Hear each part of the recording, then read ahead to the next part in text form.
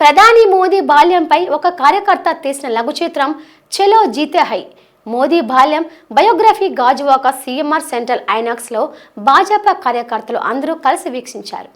ఈ సందర్భంగా కన్వీనర్ కన్నంరెడ్డి నరసింగరావు, జిల్లా ఉపాధ్యక్షులు దీనంకొండ కృష్ణంరాజు మాట్లాడుతూ, రాష్ట్ర అధ్యక్షులు పివిఎన్ మాధవ్ సూచనల మేరకు రాష్ట్ర వ్యాప్తంగా ప్రధాని నరేంద్ర మోదీ బాల్యం ఏ విధంగా ఉండేదో తెలియపరిచే విధంగా 20 నిమిషాల లఘు చిత్రాన్ని ఒక కార్యకర్త రూపొందించారని అన్నారు.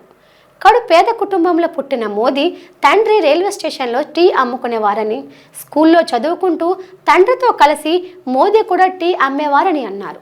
మోదీ తల్లి పాచి పనులు చేస్తూ ఆయన్ను చదివించాలని, తన చిన్ననాటి చేదు జ్ఞాపకాలను గుర్తుపెట్టుకొని దేశ ప్రధాని అయ్యాక తన తల్లి లాంటి పేద మహిళల కోసం ఉజ్వల పథకం ద్వారా ఉచితంగా వంట గ్యాస్ కనెక్షన్లు, ముద్రా లోన్స్ ద్వారా చిరు వ్యాపారులకు సహాయం, ఆవాస్ యోజన పథకం ద్వారా పేదలకు ఇల్లు, ఆకలితో ఎవరు ఉండకూడదని ప్రతి పేదవాడికి ఉచిత బియ్యం పంపిణీ వంటి అనేక సంక్షేమ పథకాలను ప్రవేశపెట్టి 25 కోట్ల పేద ప్రజలను పేదరికం నుండి విముక్తి చేశారని అన్నారు.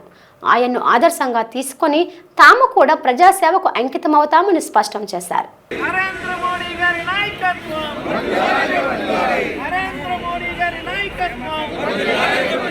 ప్రధానమంత్రి శ్రీ నరేంద్ర మోదీ గారు 145 కోట్ల భారతీయులకి ఆయన దిక్సూచి, ఆయన యొక్క సుపరిపాలనలో భారతదేశానికి మంచి పేరు ప్రఖ్యాతలు వచ్చే ప్రపంచంలోనే ఈరోజు భారతదేశం అంటే ఒక గుర్తింపు ఉంది. కాంగ్రెస్ వాళ్ళ పాలనలో ఎక్కడో 11వ స్థానంలో ఉన్న ఆర్థికంగా ఇప్పుడు ఆయన పాలనలో 5వ స్థానం నుంచి 4వ స్థానం, 4వ స్థానం నుంచి 3వ స్థానానికి వచ్చింది.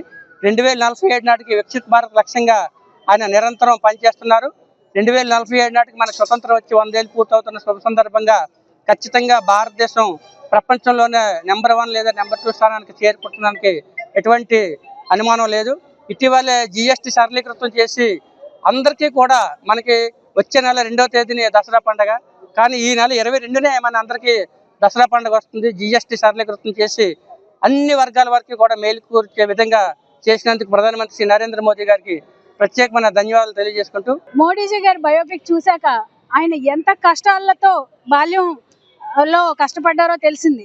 అంటరానితనం లేదంటే తినడానికి కూడా ఎంత కష్టపడ్డారు, స్కూల్లో చదవాలని యాతన ఉన్నా చదవలేకపోవడానికి, అవన్నీ చూశాక ఈరోజు ఆయన ప్రైమ్ మినిస్టర్ సీట్లో కూర్చున్నారు అంటే చాలా గర్వకారణం. అంటే ఎవరైనా సరే సామాన్య మానవుడు అనుకుంటే సాధించేది ఉంటుంది తప్పకుండా అని ఇదొక నిదర్శనం, ఇదొక మార్గదర్శనం అని తెలియజేస్తున్నాను.